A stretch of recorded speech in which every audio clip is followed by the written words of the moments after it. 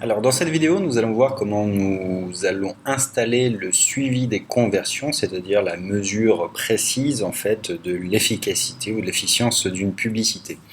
Alors pour ce faire, on va se rendre sous nos comptes AdWords et dans le menu Outils. Ensuite, Conversion. On va donc arriver sur cette page et on va ajouter un nouvel objectif de conversion à l'aide de ce petit bouton rouge. Donc on a plusieurs types de suivi de conversion qu'on va pouvoir appliquer. Alors on va pouvoir suivre les actions qui sont effectuées sur un site web. Ça peut être notamment l'inscription à une newsletter, ça peut être le fait de visiter telle ou telle page, d'arriver par exemple sur une zone membre ou alors sur un panier ou alors sur une page de paiement. On va pouvoir également suivre des applications, c'est-à-dire effectuer le suivi des téléchargements. On va pouvoir suivre les appels téléphoniques. Ça, c'est une fonctionnalité qui est très intéressante puisqu'on va pouvoir mesurer en fait dans les annonces qui comprennent un numéro de téléphone très précisément le nombre de coups de fil que ça a généré entrant et donc avoir vraiment une visibilité sur les actions qui est très pertinente. Alors pour l'exemple, on va se concentrer là sur le suivi d'un site web, donc on va suivre les actions qui vont se passer dessus, donc on va sélectionner cette partie-là. Alors, on va donner un nom à cette conversion. Disons que pour cet exemple, on va considérer que nous voulons suivre les conversions de visiteurs inscrits à notre mailing list afin qu'on puisse les travailler dans le temps. Et donc, on va utiliser la terminologie d'opt-in, par exemple, qui va nous permettre de le retrouver ensuite. Ensuite, on va pouvoir attribuer une valeur à cette conversion. Par exemple, si vous aviez un produit à vendre, ce serait pertinent de savoir que chaque conversion rapporte 97 € si vous aviez un seul produit à vendre.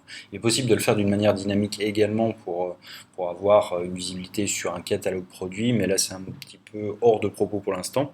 Mais vous allez pouvoir donc vraiment mesurer vos coûts et la rentabilité de chaque clic si vous affectez une valeur à cette conversion. Là pour l'exemple et pour manipuler ensuite des statistiques plus simplement, on va attribuer, je vous conseille de le faire de cette manière-là aussi, de toujours attribuer une valeur qui est de 1 par exemple, alors $1, peu importe, ou 1 €, mais afin de pouvoir jouer avec des statistiques. Donc ensuite on va pouvoir définir le nombre de conversions, enfin du moins la manière dont elles seront comptabilisées. Je vous conseille de le laisser par défaut cette partie-là, sauf à ce que vous ayez vraiment des sites d'e-commerce, auquel cas effectivement il y a plus de pertinence à affiner ces réglages-là, mais pour cet exemple on va rester avec les réglages par défaut. Ensuite, on va pouvoir jouer sur la période de suivi de la conversion, alors c'est-à-dire le délai qui va se passer entre le moment du clic et le moment où on va mesurer cette conversion. Alors là, ça dépend également de votre business et c'est vrai que dans certains cas, on va avoir des conversions qui sont très longues à venir dans le temps. Donc on pourrait effectivement avoir jusqu'à 90 jours, voire même plus.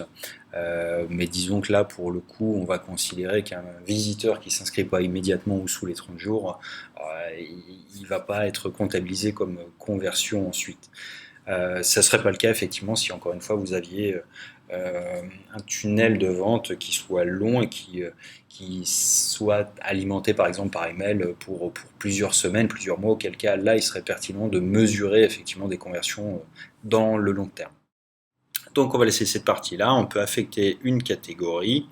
Alors la catégorie là c'est une inscription, on pourrait effectivement jouer sur achat ou vente pour les sites d'e-commerce. L'inscription c'est pour tous les sites et je dirais à chaque fois que vous allez collecter une adresse email, on n'est pas très éloigné du terme de prospect également, sauf que vous allez pouvoir également ajouter la consultation d'une page clé qui va être la page Contactez-nous par exemple, ou une page qui mesure vraiment votre objectif quand vous allez définir cette publicité. Ça peut être également la page de règlement qui serait différente de l'achat-vente parce qu'on arrive juste sur une page qu'on va pouvoir utiliser et mesurer en fait les passages d'une étape à une autre.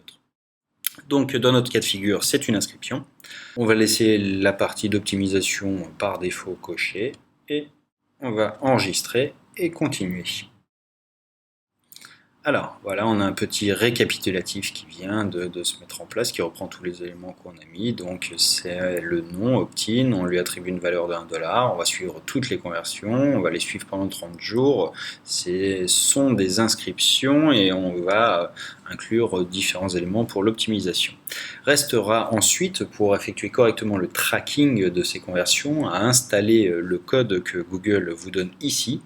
Alors on va pouvoir soit la copier et l'intégrer sur la page qui nous intéresse, soit la faire parvenir à notre développeur par exemple. Donc si vous devez l'installer vous-même, il vous suffit de vous référer aux instructions de Google. Donc pour celle-ci, vous allez copier tout simplement ce code et vous allez l'intégrer en fait dans le code HTML de votre page dont vous souhaitez assurer le suivi. Vous n'allez pas l'intégrer sur tout le site web, mais uniquement sur si vous voulez mesurer la page, la conversion d'une page d'opt-in par exemple, d'une inscription à une newsletter, vous allez intégrer ce code sur la page merci, celle qui renvoie le visiteur une fois qu'il a laissé son email. Ça peut être également si vous souhaitez suivre les conversions, eh bien, la page qui confirme le paiement lors d'un achat par exemple. Bref, vous avez tous ces éléments-là et vous allez donc soit pouvoir les copier et les intégrer vous-même entre les balises body et la balise body fermée, soit vous allez pouvoir l'envoyer par email à votre développeur ou à la personne qui s'occupe de la partie technique de votre site, tout simplement. Donc voilà pour cette partie-là. Votre code est créé, il ne vous reste plus qu'à l'installer, l'optimiser. Donc là, on voit qu'on a un accès en fait aux différentes conversions qu'on va pouvoir suivre, qui récapitule les différents éléments qu'on a. Là, évidemment, on n'a pas de balise enfin, on n'a pas de données pour l'instant puisqu'on n'a pas encore installé, mais il faudra attendre quelques moments, voire quelques heures entre le moment où vous allez l'installer, le moment où il y aura des clics sur vos publicités et le moment où il y aura des conversions. Donc c'est quelque chose qui se regarde régulièrement, mais qui demande un petit peu de temps à mettre en place au départ.